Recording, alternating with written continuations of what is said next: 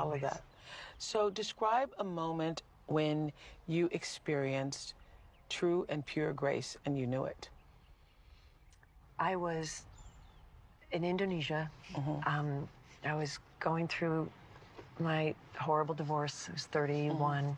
I was in a terrible depression. I took myself to this tiny little island and decided I needed to spend 10 days in silence to try to have a truth and reconciliation hearing with myself because I was so full of shame and pain. I decided I wouldn't speak, not a word, for 10 days, and I didn't know anybody. I went and got a hut on a beach in this tiny little, very poor fishing island off of Lombok in Indonesia. And I got terribly, terribly sick with food poisoning. And my plan was to walk around the island every day because it was a tiny little island.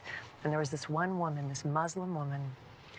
I mean, when I say this island was poor, I mean what these people fished that day is what they ate for dinner that night, you know? And this one woman on the other side of this island used to see me walking, and she would put her hand on her heart and smile at me when I walked by, and I would do the same to her.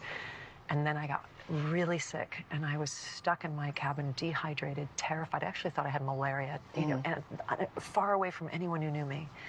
And this woman came and found me. Something in her knew that I wasn't well. She'd seen me, and she knew I wasn't doing well anyway.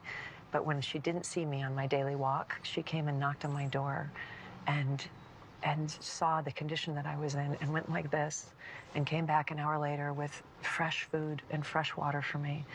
And I just started crying in her arms. And she held me in her arms like I was her child and just rocked me and took care of me. Did you even know her name? I didn't know her name, still don't.